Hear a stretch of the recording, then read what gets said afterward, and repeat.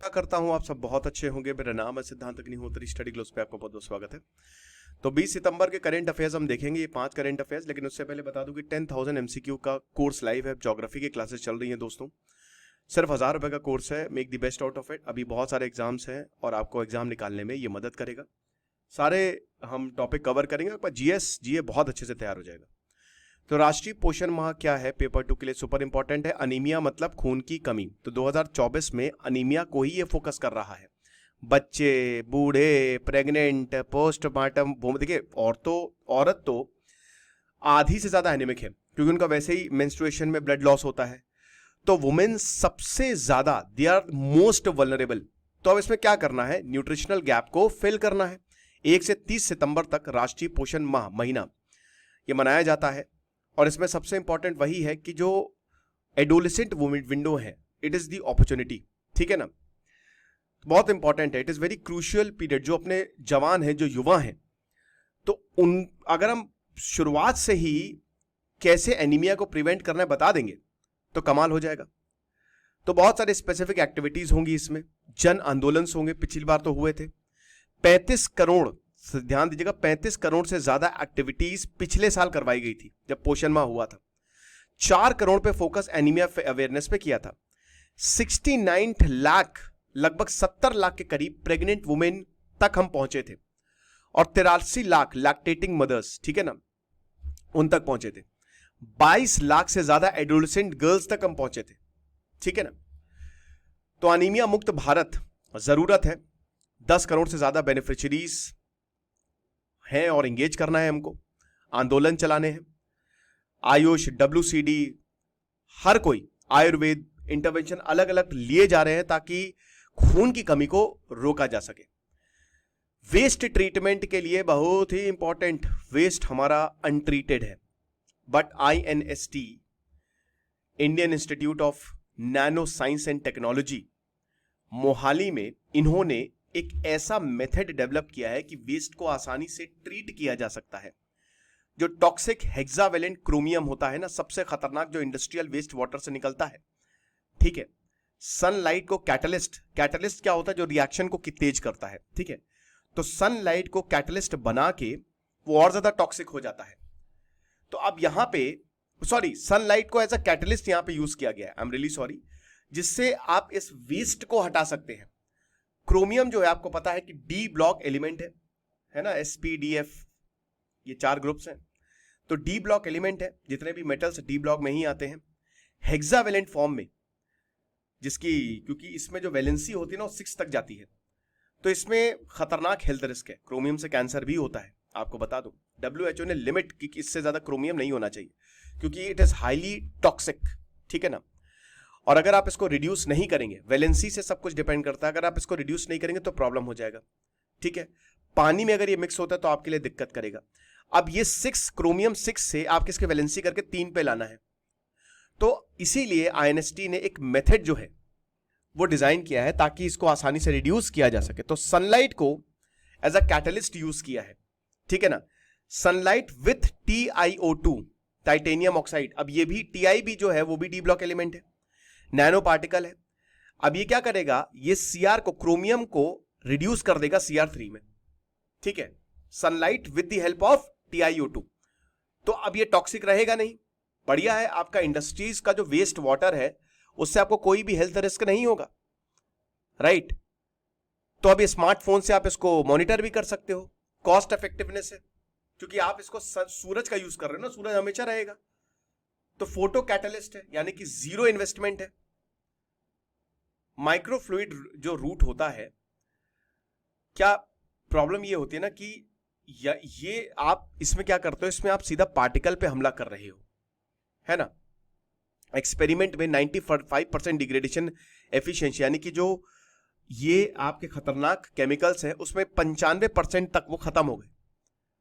Long term stability के लिए it is very very important, और इसको वैलिडेट भी किया गया है। तो एक तरीके से एफिशिएंसी और सब कुछ बहुत बढ़िया होगा। नाइट्रोजन ऑक्साइड पोल्यूशन को मॉनिटर करने के लिए नई टेक्नोलॉजी आ गई है। अब नाइट्रोजन, हमारी 78% एनवायरमेंट पे नाइट्रोजन है। तो अगेन एक नैनो स्ट्रक्चर डेवलप किया गया है बहुत ही लो कॉन्सेंट्रेशन पे, ओके। और इसमें अगेन कॉस्ट इफेक्टिव सोल्यूशन है। क्या बात है, इस बार कॉस्ट इफेक्टिव सोल्यूशन की ही बात हो रही है। तो ये क्या है, गैस सेंसर्स हैं। गैस सेंसर्स जो होते हैं ये एक बहुत ही इंपॉर्टेंट रोल प्ले करते हैं इन्वायरमेंटल मॉनिटरिंग, इंडस्ट्रियल सेफ्टी और हेल्थ केयर डायग्नोस्टिक में। ठीक है, अभी कुछ लिमिटेशन है। सबसे पहले लो सेंसिटिविटी, पार्ट्स पर मिलियन। मतलब क्या होता है कि सेंसिटिविटी आप समझ रहे हो, नाइट्रोजन पॉल्यूशन है, ठीक है, अगर नाइट्रोजन का पॉल्यूशन है तो उसको तुरंत डिटेक्ट कर ले, लेकिन कई गैसेस, अब उसमें गैसेस आप डालते हो, सेंसर्स क्या करते हैं, सेंस कर लेते हैं कि हां इससे ज्यादा लिमिट नहीं होनी चाहिए, लेकिन सेंसर्स डिटेक्ट करना आना चाहिए। आप इसको ऐसे समझ सकते हो कि मान लीजिए कि एक दरवाजा है, उसमें 100 लोगों को अंदर आना है, लेकिन आ गए 300। क्यों? क्योंकि आप डिटेक्ट ही नहीं कर पाए बाकी लोगों को, वो आते चले गए।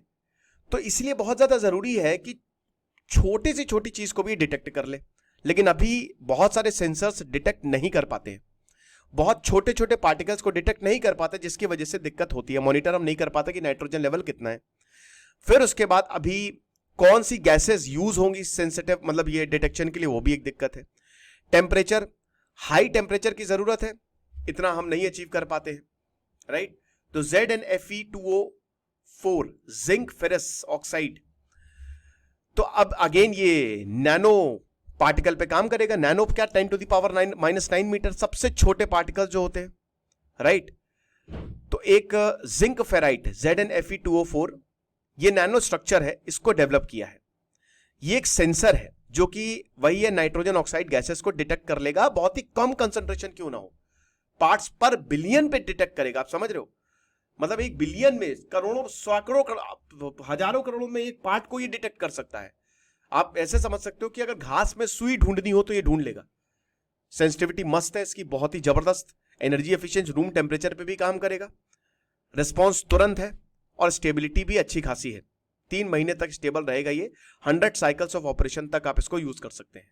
ओके, रिसर्चर्स ने एक्सरे डायफ्रैक्शन, तो मेरा प्रैक्टिकल था, आपको बता दूं, डायफ्रैक्शन, एक्सरे डायफ्रैक्शन और एक्सरे फोटो इलेक्ट्रॉन स्पेक्ट्रोग्राफी, ये एडवांस टेक्निक है, ठीक है।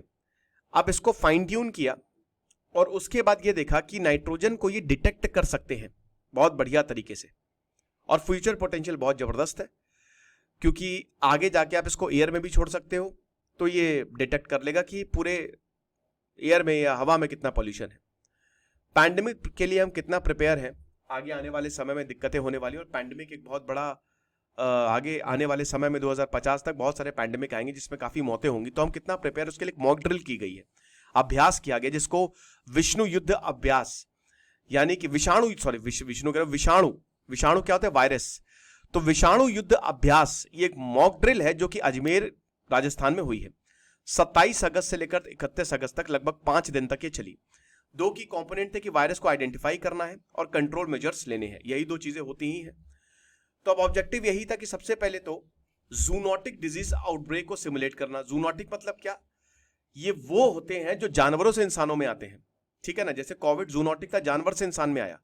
आजकल हम बहुत ज्यादा जानवरों के पास जा रहे हैं, जानवरों से हमारी प्रॉक्सिमिटी बढ़ती जा रही है, जानवरों के हैबिटेट खत्म करते जा रहे हैं, तो दिक्कत, देयर आर चांसेस कि वो डिजीज जो है वो आपके अंदर आ जाए। देन उसके बाद पैंडेमिक रेडीनेस को इवैल्यूएट करना कि कितना ज्यादा हम रेडी हैं, wild life sectors, animal husbandry, human health को लेकर। हाईलाइट्स क्या है कि इसमें एनसीडीसी, आईसीएमआर और डीजीएचएस, ये सब के सब इन्वॉल्व थे। मतलब एक तरीके से जो भी डिजीज को कंट्रोल करते हैं, बीमारियों से रिलेटेड हर कोई इसमें इन्वॉल्व था, सब के सब, डीएचडी, एमओईएफसीसी, आईसीएआर, एवरीवन। और राजस्थान में हो रही थी तो राजस्थान के स्टेट एडमिनिस्ट्रेशन भी। रिजल्ट की बात करें, तुरंत रिस्पॉन्स आया। इंप्रूवमेंट की जरूरत है, नो डाउट, स्ट्रेंथनिंग की जरूरत है, और यही तो मॉक ड्रिल का काम ही होता है कि वो बताएं कि कमी कहां पे है। जेपी नड्डा जो कि हेल्थ मिनिस्टर हैं, उन्होंने इस एक्सरसाइज को प्रेस किया, बोला कि वन हेल्थ मिशन के लिए तो बहुत ही बढ़िया है। तो विषाणु युद्ध अभ्यास जो है ये एक बहुत ही इंपॉर्टेंट एक्सरसाइज है, ताकि हम आगे आने वाले पैंडेमिक्स के लिए तैयार हो जाए। आखिरी करंट अफेयर, एग्रीश्योर फंड क्या है ये? शिवराज सिंह चौहान हमारे एग्रीकल्चरल मिनिस्टर हैं, उन्होंने एग्रीश्योर स्कीम लॉन्च कर दी है। अब ये स्टार्टअप और रूरल एंटरप्राइजेस के लिए स्कीम है। अगर आप एग्रीकल्चर में आना चाहते हो तो ये यहां से पैसा आपको मिल जाएगा, ठीक है ना। तो लगभग 750 करोड़ रुपए फंडिंग यहां पे दी है, और ये स्कीम जो है ये जो भी यहाँ पे स्टार्टअप करना चाहते हैं इसी में से, इसी फंड में से इसको बांटा जाएगा, जिसमें गवर्नमेंट ऑफ इंडिया 250 करोड़ देगी, नाबार्ड 250 करोड़ और प्राइवेट इन्वेस्टर 250 करोड़, तो टोटल 750 करोड़ की ये पूरी स्कीम है। तो यहाँ पे क्या बोला कि सबसे पहले तो शिवराज सिंह चौहान ने बोला कि एग्रीकल्चर प्रोडक्शन को बढ़ाना है, प्रोडक्शन कॉस्ट को घटाना है, जो प्राइजेस मिलते हैं किसानों को जो वो फसल बेच के कमाते हैं उसको बढ़ाना है, क्रॉप डाइवर्सिफिकेशन, सिर्फ चावल गेहूं नहीं उगाना है और बहुत सारे क्रॉप्स उगाने हैं, हार्वेस्ट लॉस ना हो, मतलब क्या होता है कई बार मौसम की वजह से या शायद सप्लाई इतनी ज्यादा हो जाती है कि किसानों को उनके हार्वेस्ट का जो उन्होंने उगाया है और जो बेचा है उसका पैसा नहीं मिल पाता, तो ऐसा ना हो, क्रॉप इंश्योरेंस हो, ठीक है। तो इन सब पे अगर आप स्टार्टअप करना चाह रहे हैं तो वेलकम है। तो ग्रीनएथॉन रिवॉर्ड्स भी यहाँ पे दिए जाएंगे और ये 12 जुलाई 2024 को ग्रीनएथॉन जो है वो लॉन्च किया गया। इसमें 2000 बडिंग एग्री स्टार्टअप्स ने, क्या बात है, इतने लोगों ने अप्लाई किया और 10 फाइनलिस्ट फाइनली उन्होंने अपने आइडियाज को पिच किया, ठीक है ना। विनर कौन था? ग्रीन सैपियो। रनर अप कौन था? Krishi Kanti. Second runner up एम्ब्रॉनिक। तो टॉप 3 स्टार्टअप्स को 6 लाख रुपए दिए गए, बहुत अच्छी बात है। और उसके बाद फिर अब ये और ज्यादा लोगों को पिच करेंगे। तो वही है कि इनोवेशन की बहुत ज्यादा जरूरत है, तभी हमारा एग्रीकल्चर जो है आगे बढ़ेगा। ये लेक्चर था, आई होप आपको अच्छा लगा होगा। आपके एग्जाम के लिए बहुत ही इंपॉर्टेंट है ये करेंट अफेयर्स, और हमारे कोर्स 10,000 MCQ बैच को जरूर इसमें एनरोल करें अगर आप किसी भी एग्जाम की तैयारी कर रहे हो। ऐप को डाउनलोड कर रहे हैं और वेबसाइट विजिट करें। Thank you so much.